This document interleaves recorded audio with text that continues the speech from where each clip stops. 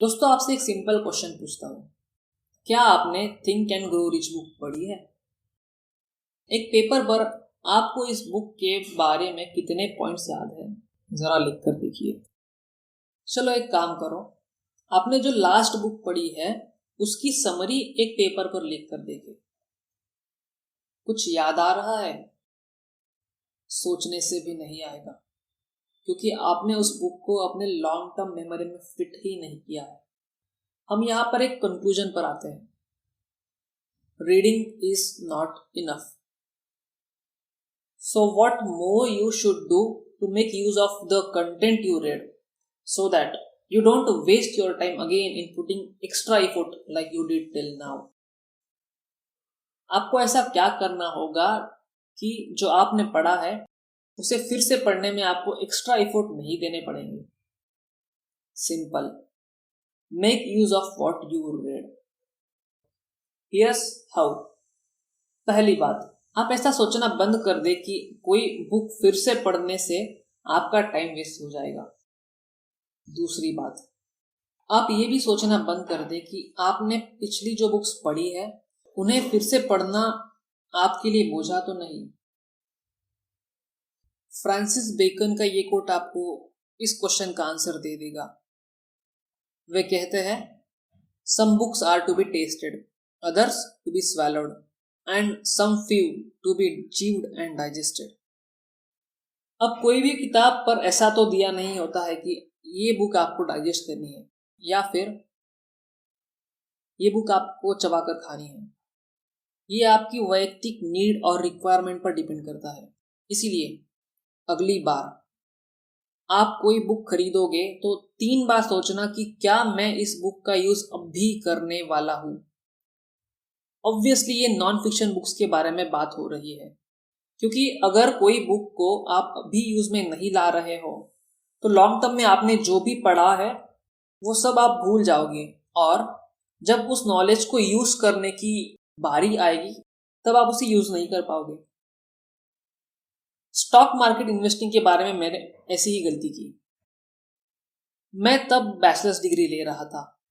Stock market के बारे में सारी चीजें मैंने पढ़ ली, वो एक अच्छी बात थी, पर उस टाइम में कुछ अर्न नहीं कर रहा था। अब मेरे पास नॉलेज तो है पर पैसा नहीं है, सो उस पढ़ने का क्या फायदा जो मैं यूज ही नहीं करने वाला हूं। अब 4 साल बाद मुझे फिर से अगर स्टॉक मार्केट में इन्वेस्ट करना है तो मुझे वो सारा कंटेंट फिर से पढ़ना पड़ेगा जो मैंने तब पढ़ा था। अगर मैं तब स्टॉक मार्केट के बजाय ऐसा कुछ पढ़ता जिससे मैं कुछ अर्न कर पाता तो शायद मेरा वो इफोर्ट वेस्ट नहीं जाता। देखो दोस्तों, knowledge is potential power. If you don't know how to use that potential, you won't be making good use of your time and effort. Now let's look at what you can do to retain what you read. अब ये देखते हैं कि आपको ऐसा क्या करना चाहिए जिससे आपने जो भी पढ़ा सुना है वो आपके लॉन्ग टर्म मेमोरी में फिट हो जाए। रिसर्चर एडगार डेल आपकी ये प्रॉब्लम सॉल्व कर सकते हैं।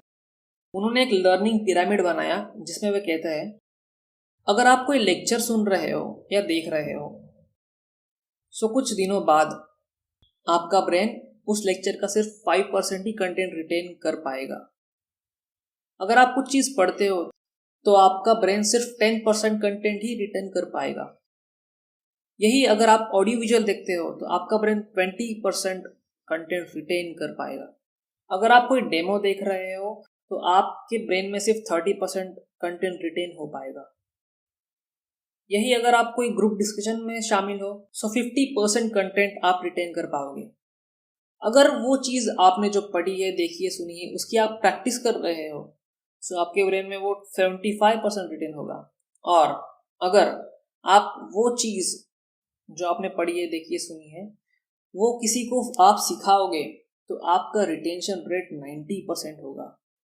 सो जाहिर सी बात है कि आपको 90% रिटेंशन टारगेट करना है। इसीलिए आप आज से जो भी देखोगे, सुनोगे, पढ़ोगे, और अगर आपको उस चीज का बेनिफिट आगे जाके होने वाला है तो आप वो चीज किसी और को सिखाओ, यानी इससे आपके ब्रेन में वो चीज़ हमेशा के लिए स्टोर हो जाएगी। पर इतना काफ़ी नहीं है, इसीलिए हम देखते हैं स्टेप 2 को। Summarise to save your future time. Summary आपका फ्यूचर टाइम बचाने में काफ़ी हेल्प करेगी। देखिए, किताब पढ़ना एक टाइम कंज्यूमिंग एक्टिविटी है। आपको एक किताब पढ़ते पढ़ते एक वीक भी लग सकता है। अगर आपने सोचा कि आप ये किताब फिर से पढ़ोगे तो आपका फिर से एक वीक आपको इन्वेस्ट करना पड़ेगा।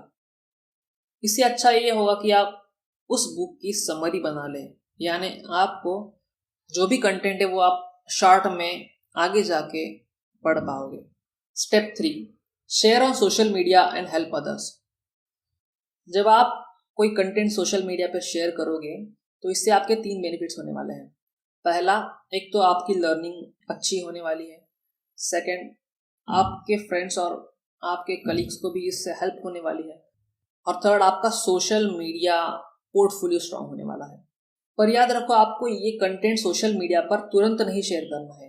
ये कंटेंट आपको सोशल मीडिया पर आने वाले वीक्स में शेयर करना है, यानी अगले वीक में आप भी उस कंटेंट को रिवाइज कर पाओगे। Finally, step 4, read it summary for the next 2 months each weekend. इस कंसेप्ट को हम स्पेस रिपीटेशन कहते हैं। आपने जो भी पढ़ा है वो आपके लॉन्ग टर्म मेमोरी में फिट हो जाए, इसीलिए आपको स्पेस रिपीटेशन करना काफी जरूरी है। आप इससे आपकी रिस्क ऑफ फॉरगेटिंग कम कर रहे हो। देखो, अगर कोई इंसान स्मोक नहीं कर रहा है तो उसका ये मतलब नहीं कि वो कल नहीं मरेगा, वो आज भी मर सकता है। पर वो नॉन स्मोकर स्मोक ना करके उसकी रिस्क मिनिमाइज कर रहा है। इसीलिए अगर आप किसी चीज को बार बार पढ़ रहे हो तो ऐसा नहीं है कि आप उसे भूल नहीं जाओगे, बस स्पेस रिपीटेशन से आप उस चीज को भूलने की रिस्क कम कर रहे हो। तो दोस्तों, ये थी वो 4 बातें जो आपको रीडिंग के साथ करनी है। उम्मीद है कि आपको ये वीडियो पसंद आया होगा।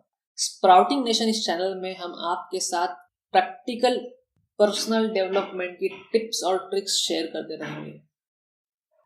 अगर आपको ऐसा एक्शनेबल कंटेंट देखने में इंटरेस्ट है तो स्प्राउटिंग नेशन को ज़रूर सब्सक्राइब करें। और हाँ, इस वीडियो की समरी लेकर आपके फ्रेंड्स के साथ सोशल मीडिया पर शेयर करना ना भूलें। तो दोस्तों, मिलते हैं अगले वीडियो में। तब तक के लिए stay happy and keep learning.